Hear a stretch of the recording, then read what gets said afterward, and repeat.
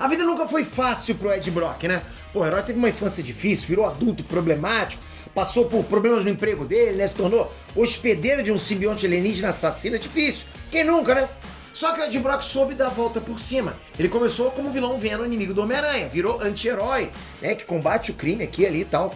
Virou um herói completo combatendo carnificina. Entrou pros Vingadores e se tornou o próprio King in Black, o soberano dos simbiontes. Poder demais que ele ganhou. Ed Brock tá com a vida mansa agora?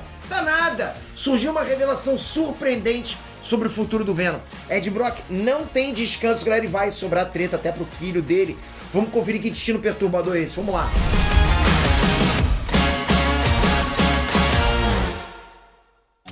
Enes Transpefter aqui.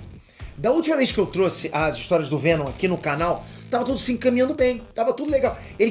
O Ed Brock tava super de boa, né? Ed Brock tinha atingido a onipotência, né? Quem nunca? Virado um deus entre os simbiontes, quem nunca também?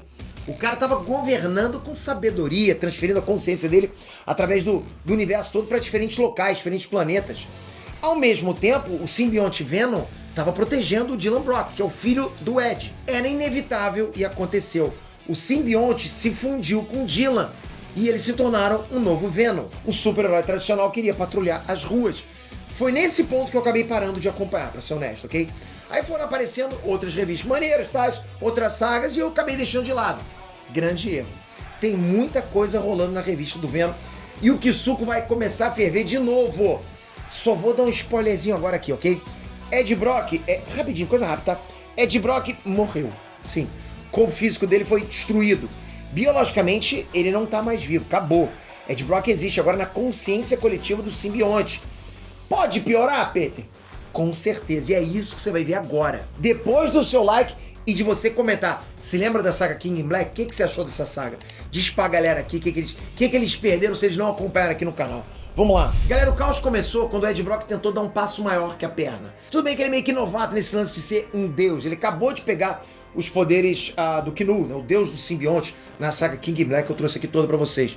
Não deve ser fácil, só que o Ed Brock buscou descobrir os limites dos poderes dele e cometeu um erro. Ele saiu das fronteiras do espaço-tempo. O processo destruiu o corpo do Ed Brock na Terra. Além desses limites, o Brock foi parar num lugar conhecido como Jardim do Tempo. É uma zona construída a partir das emanações psíquicas de simbiontes que já morreram, simbiontes mortos. É barra pesada demais. É uma espécie de purgatório para Kings in Black, ok? Eu disse Kings, né? Sim, pois é.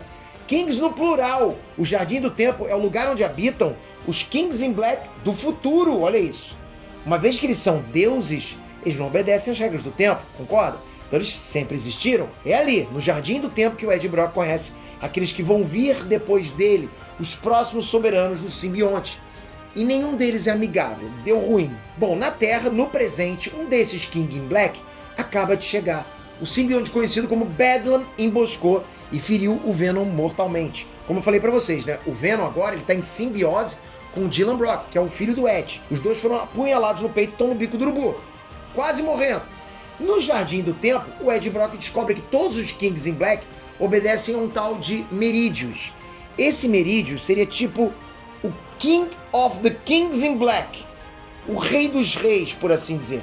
Meridius está por cima da carne seca, foi Meridius que ordenou que o Ed e o Dylan Brock sejam caçados e destruídos. É nesse ponto que a história fica mais louca ainda. Quando Dylan é ferido mortalmente, o Ed Brock sente o trauma. Esse impacto, sabe, esse choque de ver o filho quase morrendo, transforma o Ed Brock em Finnegan, outro simbionte, outro King in Black. O que é realmente esquisito é que o Ed Brock já tinha esbarrado nesse tal de Finnegan antes.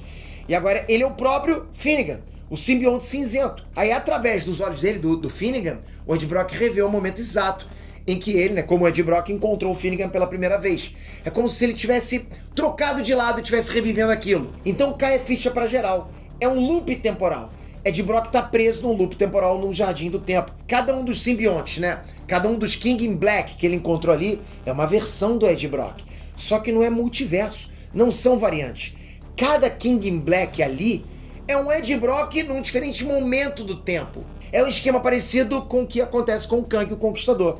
O Kang assumiu diferentes personalidades e diferentes nomes ao longo dos milhares de anos que ele viveu. Como todas essas fases, versões da vida do Kang também são capazes de viajar no tempo, a gente pode ver, né, simultaneamente essas fases.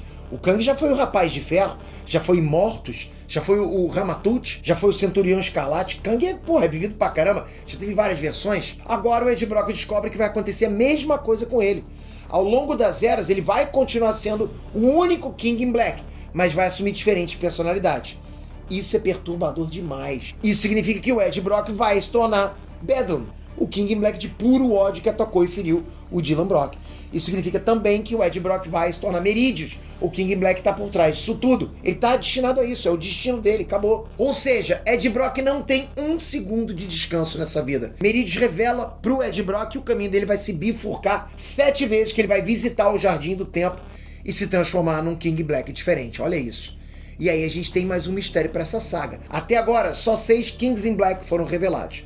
Qual é o sétimo?